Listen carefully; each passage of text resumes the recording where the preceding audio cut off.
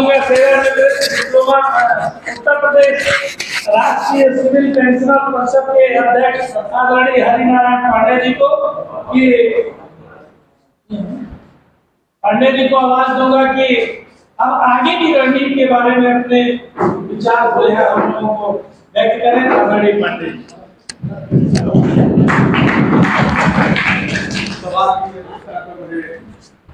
हमारे अध्यक्ष जी, विभिन्न संगठनों से आए हुए हमारे पदाधिकारीगण एवं सदस्यगण, आज हम लोग यहाँ पर पुरानी पेंशन और नई पेंशन की जो बात हो रही है वो तो है ही है, लेकिन जो 8वें वेतन आयोग में जो विधेयक पारित कराया गया कि 1/1/2026 के पूर्व और पश्चात दोनों में विभेद जो पैदा किया गया है, इसके लिए हम लोग एकत्रित हैं। साथ ही साथ जो संगठन का रूपरेखा है, आप लोग जैसा करेंगे वैसा ही रहेगा। मेरा एक ही सुझाव और है, जो यूपीएस और एनपीएस में जो ला करके हम लोगों को भ्रमित किया गया है, जो हमारे नए जुझारू साथी हैं, उनको ये समझाने का कार्य हम लोग 2-3 कार्यालयों में जैसे जैसे हम लोग जाएं, उनको समझावें और यह उनको जागृत करें कि हमारी जो मेन मुख्य मांग रहेगी वह रहेगी ओपीएस। ओपीएस के प्रति जो है हमारा गवर्नमेंट से कोई भी समझौता इसके नीचे नहीं करना चाहिए, क्योंकि जो यूपीएस और एनपीएस आया उसमें भी कर्मचारियों को बांटने का काम शासन ने किया है, सरकार ने किया है। और एक जो 8वां वेतन आयोग लागू करने जा रहे हैं, उसमें भी कर्मचारियों को बांटने का काम कर रहे हैं। और हम लोगों को यही सोचना चाहिए कि जो गवर्नमेंट हम लोगों को आपस में लड़ाने का और बांटने का काम कर रही है, हम लोग एकजुट होकर के या उसको भी दिखा दें कि हम लोग किस प्रकार से उसका सामना करने के लिए तैयार हैं।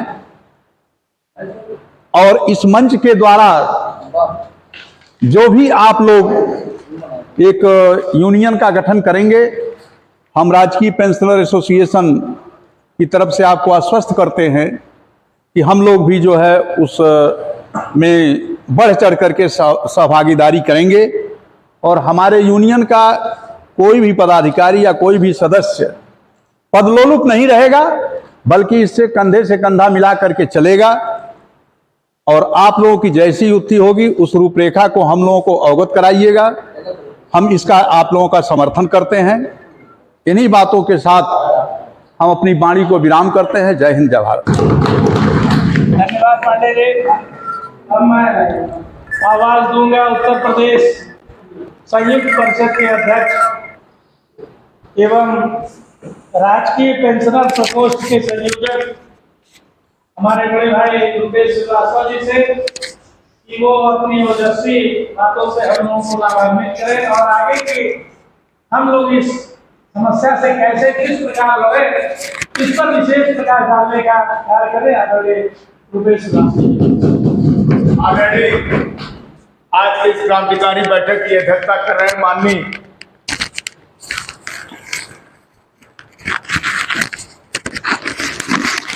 अमीर रतन साहब, अमीर रमन है ना,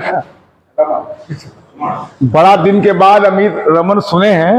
वास्तव में बहुत इस नाम का दूसरा कोई व्यक्ति मुझे मिला ही नहीं आज तक। इसके लिए और सभी हमारे यहाँ आज तो बड़ी प्रसन्नता इस बात की है। इस बात का उदाहरण मैंने प्रदेश अध्यक्ष हरिकिशोर तिवारी, मेरे प्रदेश अध्यक्ष इत्तेफाक से आए शादी में कही। हमने उनसे कहा कि आज गोरखपुर में कैसा इतिहास बना है सर, सुन लीजिए।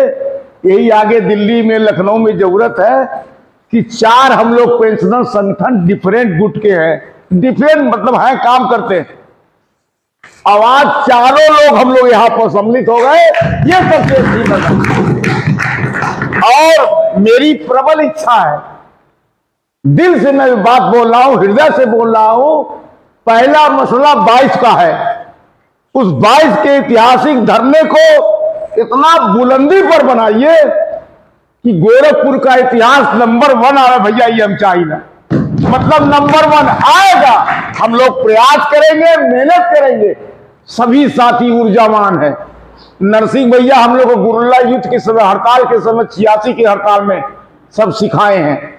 पांडे जी भी मजे मजाक खिलाड़ी हैं। अनिल किशोर भैया सब उधर भी एक से क्रांति की वीर बैठे हैं। समय जाते लेंगे तो नाम बट करेगा। हमारे मिश्रा जी भी ऐसे न समझिए, पुलिस की लड़ाई हुई थी एक, हम उसमें कूद गए, भाई मेरा तुरंत वहां पहुंच गया अपने दल बल के साथ, 50 लोगों के साथ मेरे साथ आ गए।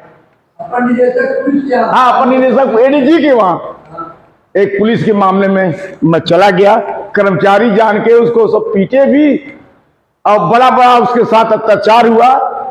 हमारे पास आ गया बेचारा, हमने कहा चलो हमारी मदद, हम तुम्हारी मदद करेंगे। एडीजी के पास सीधे पहुंच गया, इनको फोन किया लेके आओ सारे सिपाही जुटा के। और हमारी गोरखपुर की मीडिया भले जो कुछ हो इसके बारे में सुना जाए, मुझसे इससे कोई मतलब नहीं। आज आपने देखा है टॉप अखबार हिंदुस्तान, अमर उजाला में भी हमारी बहुत अच्छी खबर है, फोटो के साथ हिंदुस्तान में है, अमर उजाला में भैया फोटो नहीं हुआ, नाम है। अब बाकी तमाम चैनल में है, नेशनल चैनल भी न्यूज चलती है। ये बिटिया जो बैठी है भारत समाचार से है, नेशनल से। तो हमारे अंतरंग व्यक्तिगत व्यवहार भी सब कुछ होता है, तो सब आपका पूरा बकअप होगा। बढ़िया तरीके से आप आंदोलन हम लोग करें और इसी ईमानदारी के साथ ये प्रेम समरसता ये जो बना है, ये बिल्कुल बना है हृदय से हम लोग एक दूसरे के लिए। अब हम लोग कोई राज्य नहीं, कोई केंद्र नहीं, सब पेंशनर है और सभी को छोड़ के हम लोग पेंशनर के लिए ध्यान देंगे। और एक मन में चलते चलते आप लोग कहिएगा तो हंसी होगा कि मैं चाहता हूं कुछ दिन कपड़ा उतार के अर्धनग्न प्रदर्शन कर दें। यदि आपकी राय हो तो सब लोग बड़ी टाप का पूरा नेशनल छपेगा भैया। मीडिया वाले भी कई मुझे साथी कहे पार्टनर कुछ नया करा दे, हम कहे चलो मैं कपड़ा उतार देता हूं। हमने कई समाचार किया, टापअप गया है। अगर सबकी इच्छा हो जाए कपड़ा कुर्ता सब रही, कुर्ता उतर जाइए अगर चाहिएगा तो, नहीं तो कोई बात नहीं, जैसा आप कहिए तैसा होगा। उसका भाव यही है, उसका भाव अंतरंग यही है। बस जाते में कुछ कहते हैं, हम लोग अगला कार्यक्रम सफल बनाए, जैसा आप राय दीजिएगा वैसा ही होगा। बस करते हैं, अरे ठीक है, आप जैसा कहेगा वैसा ही होगा। आप चिंता बिल्कुल न करिए, जैसा आप चाहते हैं वैसा ही होगा। हम अपना भाव करते हैं, हमारा भाव आ जाएगा तो हम कर देंगे, बैठे रहेंगे कोई क्या। धन्यवाद। अपने काम में राष्ट्रपति उत्कृष्ट सेवा दिलाने के लिए पुरस्कृत हमारे पूर्वोत्तर रेलवे पेंशनर एसोसिएशन के संगठन महामंत्री आरपीएफ से डिप्टी चीफ सिक्योरिटी कमिश्नर से सेवानिवृत्त हमारे बड़े भाई सुभाष चौधरी जी को आवाज दूंगा कि वो अपने ओजस्वी बातों को हम लोगों के बीच में रखें। आप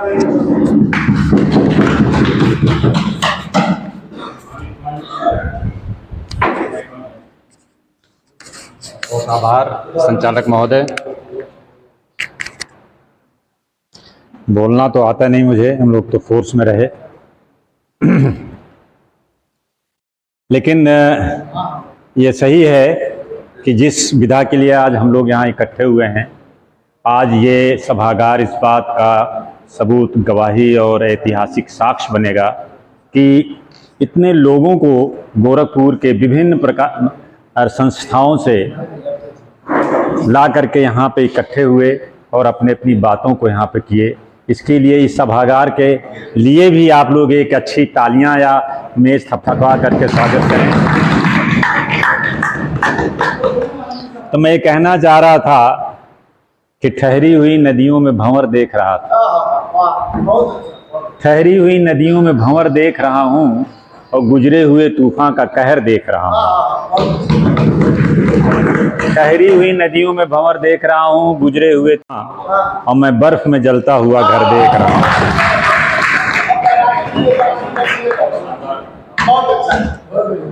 तो अभी बहुत हमारे पूर्व वक्ताओं ने बहुत अच्छी सी बात की, पांडे जी ने बहुत अच्छा बात किया और साहब ने भी, सारे पांडे साहब, बहुत अच्छी बातें हुई। अब बात कहने को कुछ रह नहीं गया। मैं बस यही कहना चाह रहा था कि एक मंच एक विचारधारा, क्या आप इससे सहमत हैं? क्या अगर मेरठ से स्वतंत्रता संग्राम की लड़ाई शुरू हो चुकी तो क्यों नहीं गोरखपुर से हम इस पेंशन एसोसिएशन की शुरुआत करें?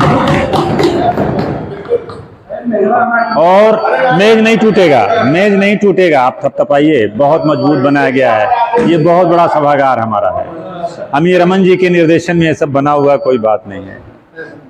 तो मित्रों, दोस्तों, मैं यही, मेरा एक विचार है कि ये सारी चीजें जैसे जैसे आपके विचार हैं, एक विचारधाराओं से अगर ये चलेगा तभी ये संगठनात्मक रूप से मजबूत होगा, तभी हमारी ये लड़ाई, चाहे ओपीएस की हो चाहे एमपीएस, जो भी सारी लड़ाइयाँ एक ही विचारधारा के। मैं पांडे जी आपसे सहमत हूँ कि सारे चीजों को छोड़ दीजिए, सिर्फ ओपीएस की एक लड़ाई लड़ी जाए, यही एक विचारधारा अगर आप लेके चलेंगे। क्योंकि सरकार का या ऐसे भी जो भी एक नीति होती है, चाहे किसी भी, मैं भी एज ए एडमिनिस्ट्रेटर रहा हूँ, हम भी लोग एडमिनिस्ट्रेशन में काम किए हैं, तो बहुत से चीज़ें रहती हैं, कभी सिपाही आंदोलन करता है, कभी कुछ करता है, सारी करते हैं, उनको समझाने बुझाने के लिए कभी नीतियाँ, कभी कुछ, कभी बेवकूफ़ी वाली बातें करना, कभी उसमें भेदभाव करना, तोड़ फोड़ कर देना वैचारिक रूप से, ये तो चलता रहता है। तो इन सबको हटाने के लिए, इन सब चीज़ के लिए हमें विचलित नहीं होना है, एक विचारधारा को लेकर चलना होगा। तो मैं ये कहना चाह रहा था कि हम किसी से कम नहीं हैं, हमको आप कम ना आके, सरकार को मैं ये संदेश देना चाहता हूं कि 1 करोड़ की आबादी हमारी है, सभी लोग हैं। अगर 1 पे 6 कर दिया जाए, उसके डिपेंडेंट जिसको कहा जाता है, तो 6 करोड़ हो सकते हैं। तो क्या 6 करोड़ सरकार को आईना दिखाने के लिए बहुत है? क्या आप इससे सहमत हैं? तो मैं इस बात से अपनी बात को खत्म कर दे रहा हूं कि देखिए मित्रों, कि वही मुंसिफ, वही कातिल, ये सरकार, वही मुंसिफ, वही कातिल, मुझे मालूम है कि फैसला क्या होगा। तो इस बात की मुगालते में मत रहें कि सरकार आपको कुछ दे देगी, सरकार सब कुछ कर देगी। इसके लिए हमें एकजुटता, अपना संघर्ष, अपना तनमन लगाना होगा। धन्यवाद, थैंक यू। बहुत ही तार्किक बातों को हम लोगों के बीच में रखने का कार्य किए।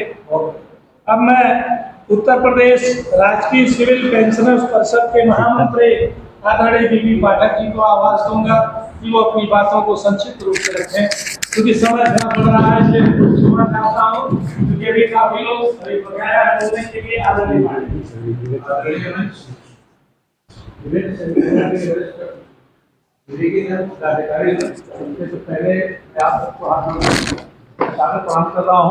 ये वास्तव में बहुत सौभाग्य का विषय है कि आज वो दिन हमको देखने को प्राप्त हो रहा है कि हम सब एक होने जा रहे हैं और एक हो गए।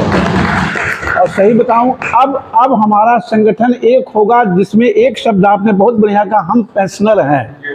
बस हमारा संगठन पेंशनर का है, हम एक हैं।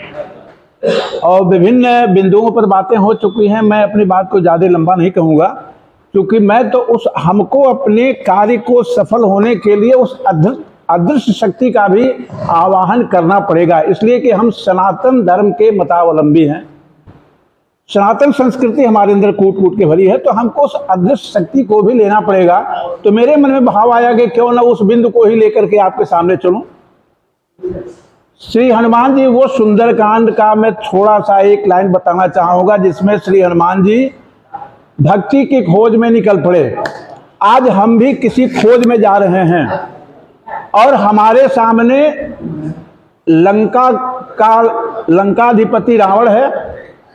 अब चाहे जहां बैठा हो, मैं ये नहीं जानता कि कहां बैठा है, और हम राम के सेना के वो दल के एक दूत हैं कि हम आगे बढ़ते हुए चले जा रहे हैं किसी लक्ष्य की प्राप्ति के लिए।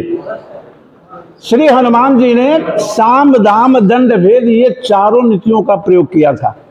सीता जी की खोज के लिए ये चारों नीतियां उन्होंने अपनाया था। गोस्वामी तुलसीदास जी की अगर चौपाइयों को लिया जाए तो रावण के सामने श्री हनुमान जी ने पहला साम नीति अपनाया। बिनती करो जोर कर रावण, सुनो मान तज मोर सिखावन। रावण मेरी बात मान जाओ, मैं तुमसे विनती करता हूं। हम संगठन के समस्त पदाधिकारी इस सरकार से पहले विनती कर रहे हैं। हमारी पहले प्रार्थना है कि वो आसीन जिस भी पद पर बैठे हों, कृपया हम लोगों की बात को स्वीकार करें। हम तो बहुत नम्र भाव से आपके सामने विनती कर रहे हैं कि जो आपने किया है, जो कृत्य किया है, बहुत गलत है। अगर आप नहीं मानेंगे तो कुछ दाम शाम के बाद आता है दाम। मैं कहता हूं करे वो सरकार के बैठे हुए वरिष्ठ जन, हमारे अंदर 2 करोड़ की शक्ति है, 2 करोड़ आपके साथ लगा देंगे, आप बने रहिए, कोई दिक्कत नहीं, हम आपके साथ हैं। मानस की चौपाई कर दे, धाम में राम चरण पंकज उलधरऊ और लंका अचल राज तुम करो। आप राज लिए बैठे रहो, हमको राज सत्ता से मतलब नहीं है, लेकिन हम इतनी शक्ति, हम आपके साथ जुड़ जाएंगे। लेकिन मेरी बात मान जाओ, साम दाम हो गया, लेकिन अगर क्रोधित हो गए तो दंड भी हम लोगों के पास है। अगर हम नाराज हो गए तो मानस की चौपाई कहती है कि शंकर सहस विष्णु अज तो ही रखियो राह प्राण राम कर दो ही। अगर आपने हमसे विद्रोह कर लिया तो आपके पास चाहे जितना दल क्यों ना हो, अगर हम एक हो गए तो आप टिक नहीं पाएंगे। और हमारे पास वो भी शक्ति है, साम दाम दंड भेद शक्ति, हम वो फूट डाल देंगे कि फिर मानस की चौपाई क्या कह रही है कि रावण जब ही विभीषण त्यागा, भयउ विभव बिन तब ही अभागा। जिस दिन हम आपसे अलग हो जाएंगे उस दिन लंका वासियों की उम्र आधी हो जाएगी, फिर वो सत्ता विभीषण को मिलेगी, रावण को पद से हटना पड़ेगा। मैं ज्यादा बात नहीं कहूंगा, इतना ही कहूंगा कि हम सब एक हैं। जिस दिन हम एक सूत्र में बंध जाएंगे उस दिन सब कुछ कर देंगे। अपनी बात को ज्यादा लंबा नहीं कहूंगा। हमने कहा कि अध्यात्म को ही लेकर के उस हमारे सामने चले हुए हनुमान जी के दृश्य दिखाई दे रहा था, तो हमने कहा हनुमंत लाल को अब मैं याद करूं, और तो इन्हीं की चौपाइयों को ले करके हमने कुछ बिंदु आपके सामने कह दिया। पुनः आपको सादर जय श्री राम, प्रणाम।